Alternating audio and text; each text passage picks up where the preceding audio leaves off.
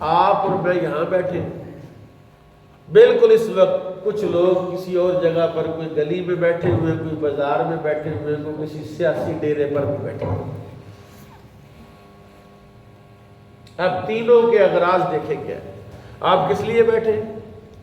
آپ اس لیے بیٹھے کہ یہاں قرآن ڈسکس ہوگا، قرآن ذکر کیا جائے گا، اور قرآن کا پہلا اور بنیادی کام کیا ہے کہ جب کوئی بندہ اپنی زبان پر قرآن لاتا ہے تو اللہ اس کی زبان کو برکت والا کر دیتا ہے۔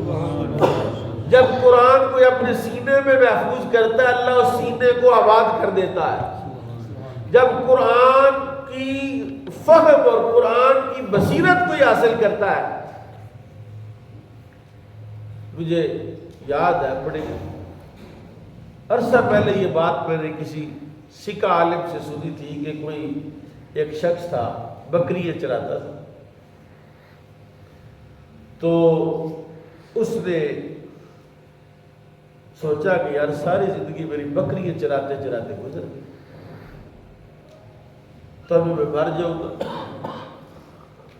کسی شخص نے اس کو یہ بتایا کہ اگر تو دین کا ایک مسئلہ یاد کر لے اور اس کو دوسروں تک پہنچا دے، حضور نے فرمایا بلغوا انی ولو آیا، میری طرف سے ایک آیت ہی پہنچا دو۔ اگر تمہیں ایک مسئلے کا، ایک بات کا علم ہے تو وہ بات ہی آگے تم ڈلیور کر دو، اگلے بندے کو سمجھا دو۔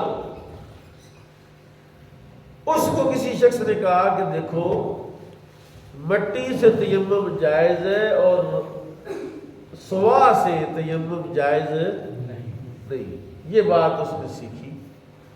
اس نے کہا بس جب بھی کہیں جانا ہے، جب بھی کہیں پہنچنا ہے، کس کوئی بندہ مل جائے، اس نے کہا مٹی سے تیمم جائز اور راکھ سے جلی ہوئی سوا سے تیمم جائز نہیں۔ یہ کرتے کرتے کرتے کرتے کرتے کرتے اس کی ساری زندگی گزر گئی، فوت ہو گئی۔ منکر نکیر آئے، پوچھا ہاں جی من ربک کا بعد، اس نے کہا مٹی سے تیمم جائز ہے اور راکھ سے تیمم جائز ہے۔ فرشتوں نے کہا آپ تو کوئی اور بات پوچھ رہے تھے اور یہ کوئی اور بات کہہ رہے ہیں۔ اب پوچھ رہے من ربک کا ما دینوں کا، تو یہ آگے سے کوئی بات کرتا ہے۔ فرشتوں کو بتایا گیا کہ یہ رسول اللہ کے دین کا ایک مسئلہ بیان کر رہا ہے، دین کا ایک مسئلہ بیان کر رہا ہے۔ اب اسی طرح کی ایک حدیث بھی آپ سماعت کیجئے، میرے آقا کا ارشاد ہے، حضور نے فرمایا جس بندے نے میری 40 احادیث یاد کی اور آگے پہنچائی، کتنی؟ 40 احادیث یاد کی اور آگے پہنچائی، اللہ تعالیٰ قیامت اس کو محدثین میں اٹھائے گا۔ کیا اٹھائے گا؟ اچھا اب دیکھیے ذرا، جب میں گھر سے نکلا یا آپ گھر سے نکلے قرآن کے لیے، جب قرآن کے لیے کوئی بندہ گھر سے نکلتا ہے، فاروق صاحب آئے ہیں، حاجی صاحب آئے ہیں، رات تشریف لائے ہیں، جب کوئی بندہ گھر سے قرآن سیکھنے کی نیت سے نکلتا ہے تو اس کے دروازے پر اللہ کے نورانی فرشتے حاضر ہو کے اپنے پر اس کے نیچے بچھا دیتے ہیں۔ سبحان اللہ۔ کدھر جا رہا ہے؟ کہا قرآن سیکھنے جا رہا ہے، قرآن پڑھنے جا رہا ہے، قرآن کی تعلیم کے لیے جا رہا ہے۔ اچھا اب جو بندہ قرآن سکھانے کے لیے نکلا اس کی کیا شان ہے؟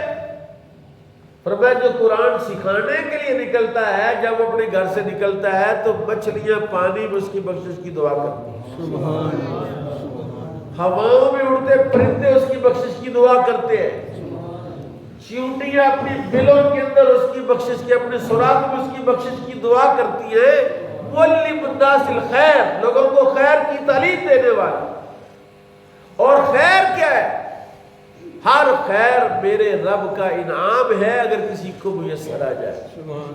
ابھی آپ لفظ سبحان اللہ کہے، یہ خیر ہے اور یہ اللہ کے انعامات میں سے ایک انعام ہے۔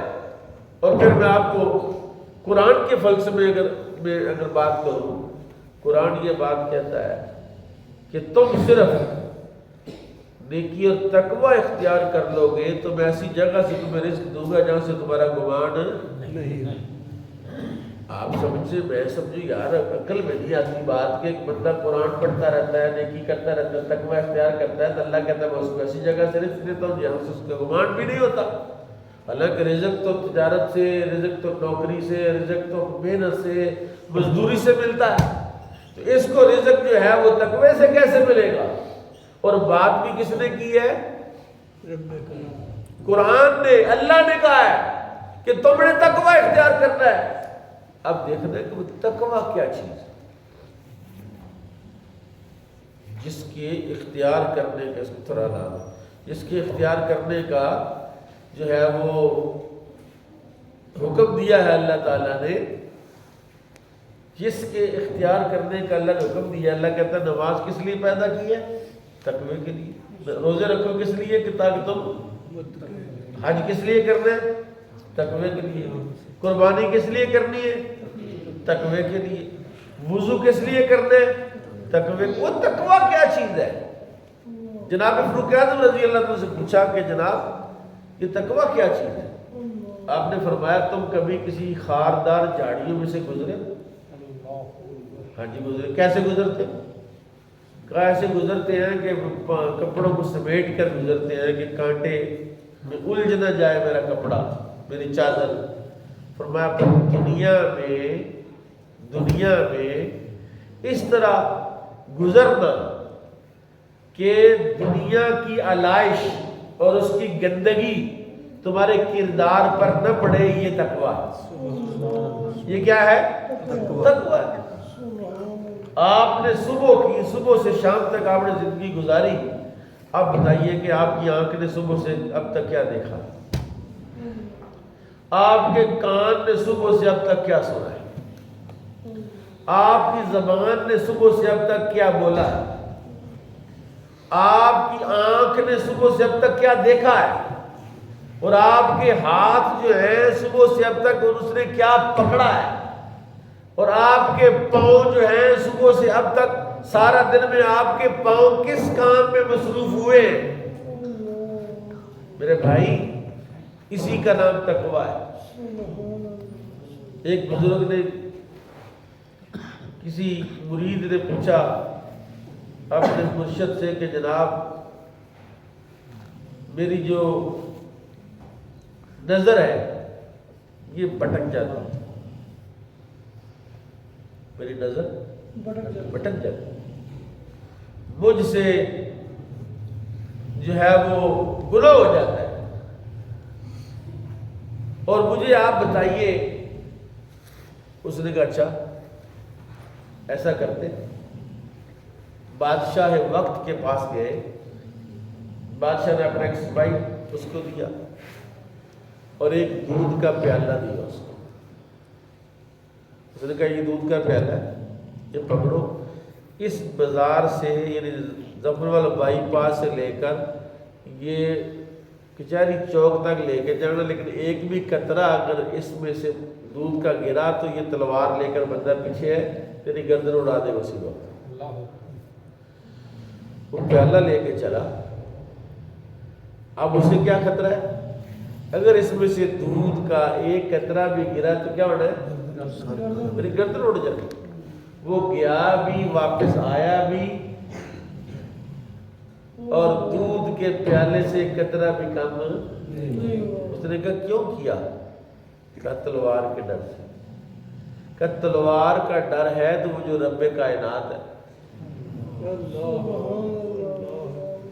جو ہر وقت تجھے ملاحظہ کرتا ہے، تجھے دیکھ رہا ہے اور وہ تیرے ساتھ ہے، اس کا بھی کوئی حیا اور اس کی بھی کوئی شرم ہے کہ نہیں ہے؟ قرآن کیا کہتا ہے؟ قرآن ہمیں یہ بات بربلا کہتا ہے کہ اس قرآن کو ہم نے ہدایت کے لیے نازل کیا، ہدی للعالمین نذیرا۔ یہ قرآن ہے، ہدایت ہے، اور یہ ڈرانے والا، یہی تو ڈرا رہا ہے۔ فرقان ہے، بھئی قرآن تو کچھ بھی نہیں کہتا، یہ تو خاموش ہے۔ اب آپ اس کو اگر میں آخر میں یہ بات کہتا ہوں آپ سے کہ اگر آپ ارادہ فرمائیں، پچھلے دنوں عظمت قرآن کے حوالے سے بڑی ریلیاں نکالی ہے جی، قرآن کی عظمت اور شان کے لیے، پتہ نا آپ کو، بڑے جلوس ہوئے، بڑے جلسے ہوئے۔ میں نے تب بھی کہا تھا کہ یہ ایک دن قرآن کے لیے جلوس نکالنے سے قرآن کی عظمت اور شان نہیں بڑھے گی، بلکہ آپ ارادہ کریں کہ میں نے اپنا ایک بچہ یا اپنی زندگی کا یا 24 گھنٹوں میں سے 1 گھنٹہ میں نے قرآن کو دینا ہے، تو دیکھیے گا کہ پورا مغرب، پوری ملت کفر جو ہے وہ کام جائے گی اور وہ ڈر جائے گی کہ ان لوگوں نے قرآن تھام لیا ہے، اب ہماری خیر نہیں ہے۔ سبحان اللہ۔ سب سے بڑی طاقت قرآن کے اندر ہے، سب سے بڑی طاقت قرآن کے اندر ہے۔ اور میں کئی دفعہ اس کا مشاہدہ کر چکا ہوں کہ اگر قرآن آپ کے سینے میں ہے، رسول اللہ نے کیا کہا؟ طوبیٰ، سرسبز اور شاداب رہے وہ سینہ جس سینے میں قرآن ہے، کیونکہ جس سینے میں قرآن ہوتا ہے شیطان اس کے رستے سے ہٹ جاتا ہے۔ جس سینے میں قرآن ہوتا ہے، جس گھر میں وہ جائے، وہ بڑی مشہور حدیث ہے کہ اگر حافظ قرآن کسی بستی سے گزر جائے تو اللہ اس کی بستی سے کہ قبرستان سے 40 دن تک عذاب اٹھا لیتا ہے۔ تو بتاؤ، حافظ کی یہ شان ہے تو قرآن کے ماہر کی شان کیا ہوگی؟